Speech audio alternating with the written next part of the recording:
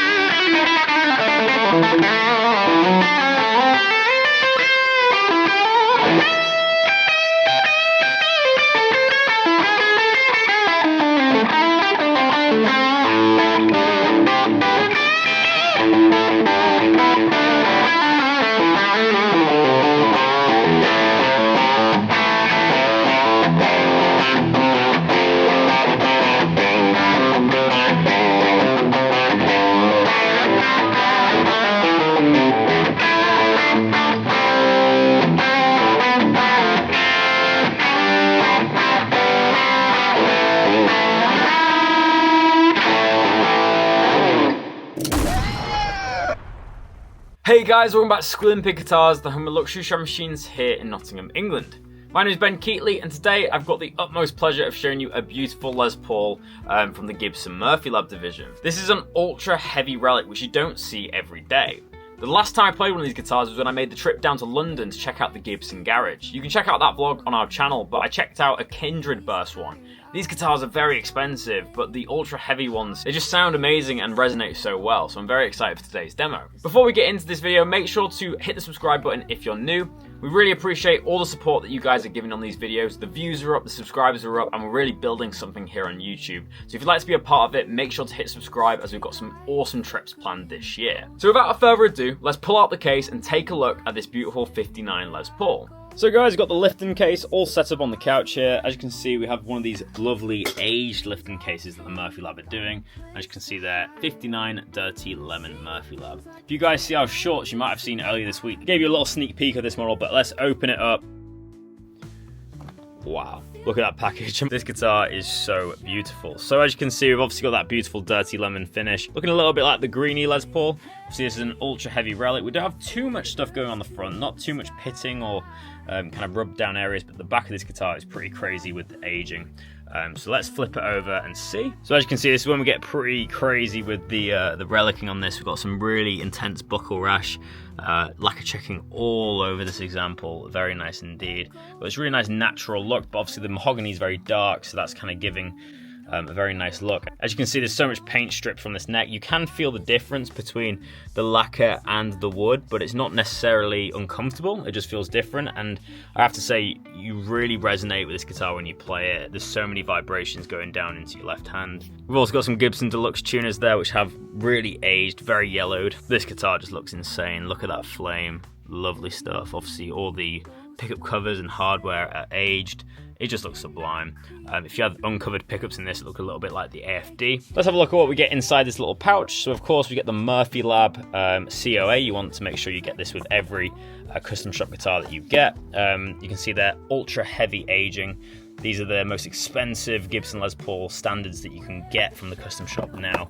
Obviously very expensive indeed, but worth every penny. As you can see, there's some of the paperwork and the sign off. Just got the light on this lacquer checking just so you can see it a little bit more.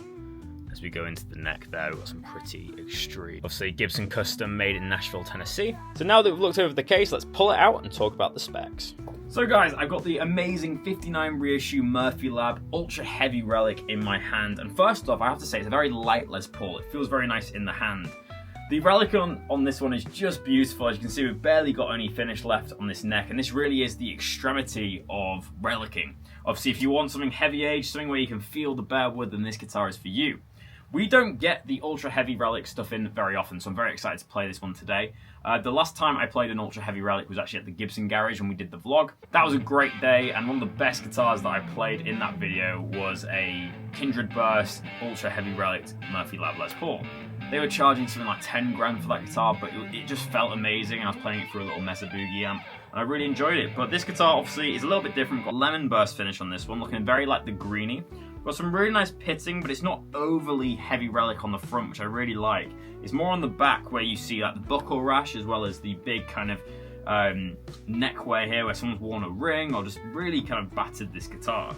Obviously you can feel the difference between the lacquer and the bare wood, but it does mean that you can kind of connect with the wood in a little bit more of a different way. I often see comments on these videos kind of slandering relicking, and that's completely fine if that's your opinion. But for me, the reason why I like relicking is purely down to the feel as well as the look. I love the way it looks, but it's also the way it feels. When you play these guitars, it feels like you're resonating with the wood more. Obviously, it's higher quality material, so it is going to resonate more just in general, but less finish obviously means more resonance because it's not constricting the wood in it at all. So even when I play this acoustically,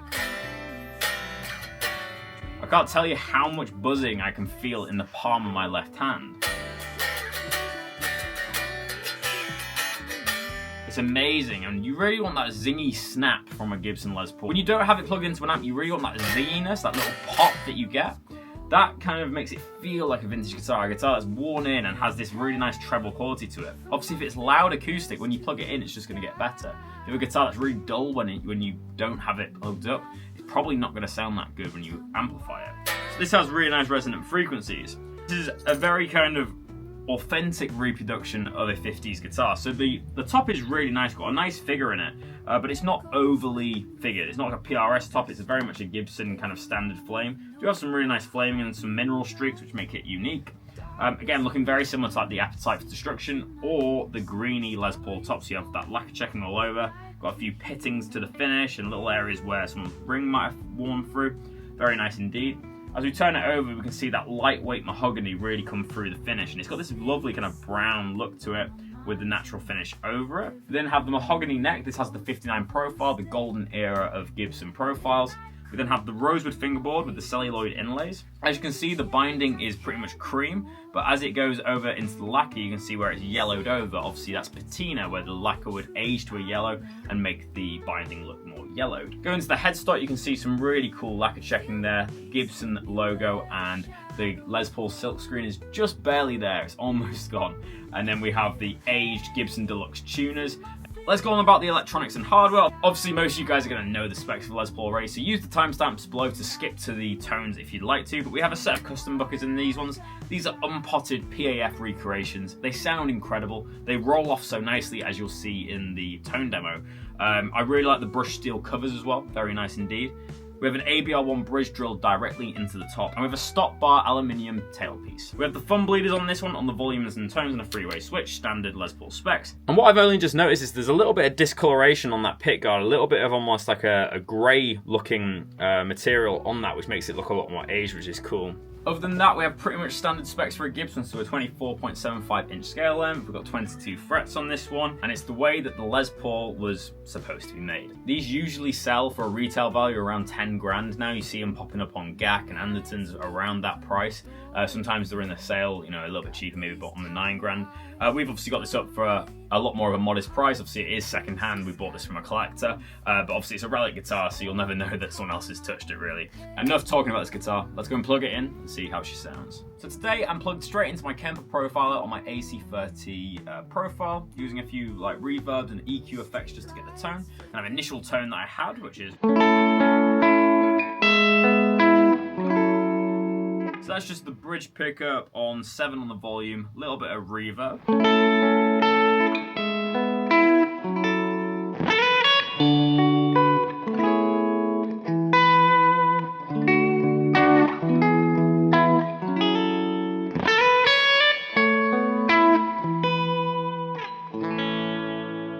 Straight off I can hear how lovely these pickups sound, very honest sounding, and the chords sound really in tune, which is nice. As I roll up that volume, you get that kind of Marcus King bridge pickup sound, that quite ice picky sound.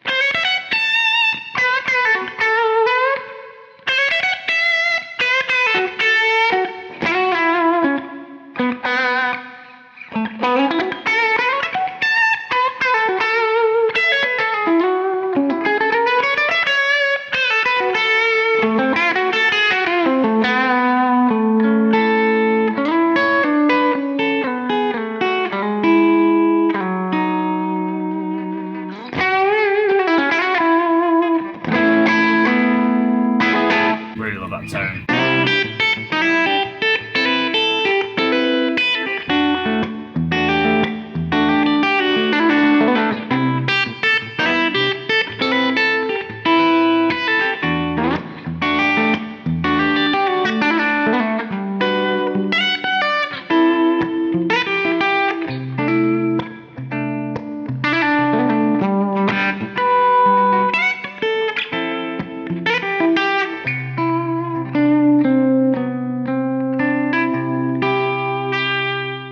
These guitars are amazing. They always use nice lightweight mahogany on this one, so it's not a backbreaker. It resonates very nicely. And if you want a guitar that does it all, these guitars are very versatile. Not only can you play clean and neo soul styles, blues, rock, metal. You think about Kirk Hammett plays Greenie live.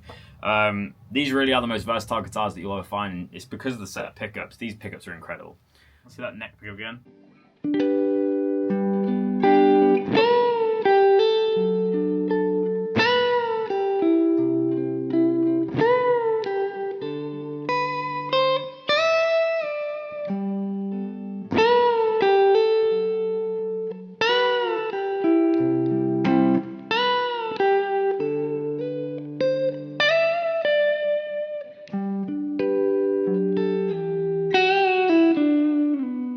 As you roll down the tone, you can get that classic jazz tone.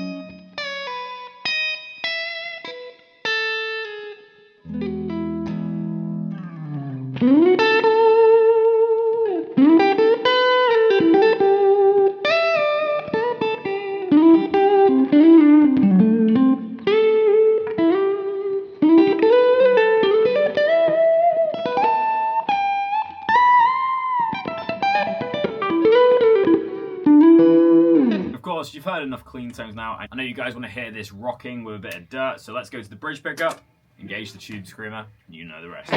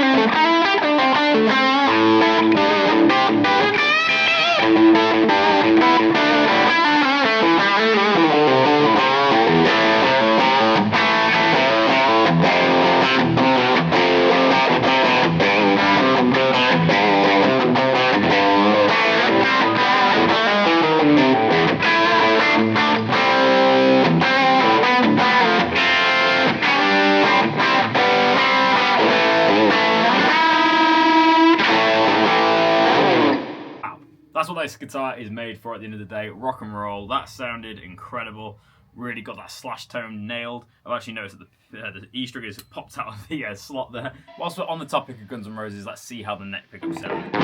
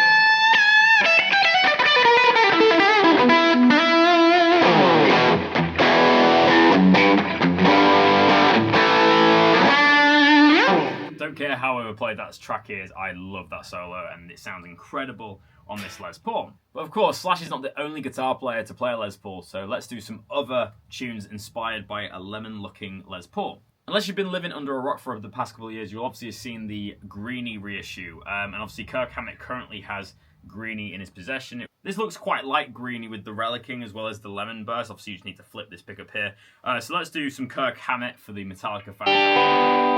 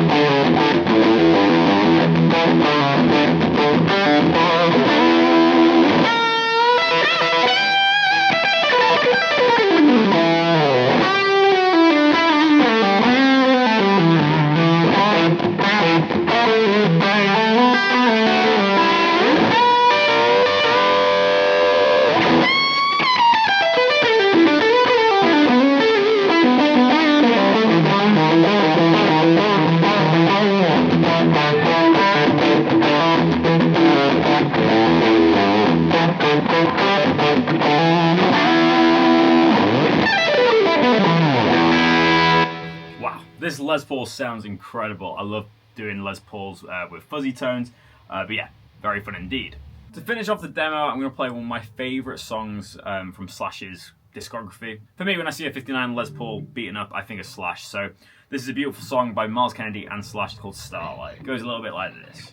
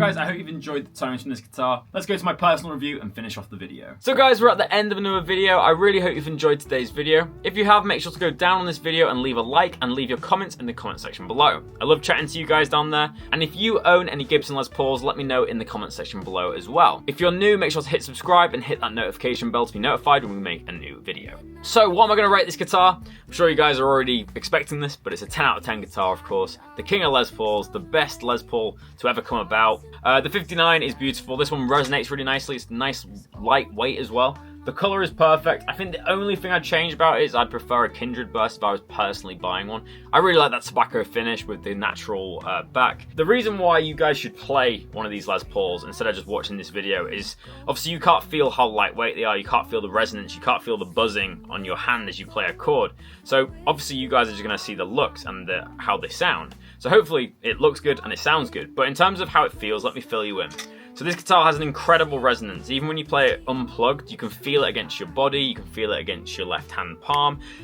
These guitars are uncontrollably resonant. They just have so much life in them. And that's what you want to feel when you play an electric guitar. A lot of people just think, oh, it's only acoustics that need to resonate, but electrics need to as well.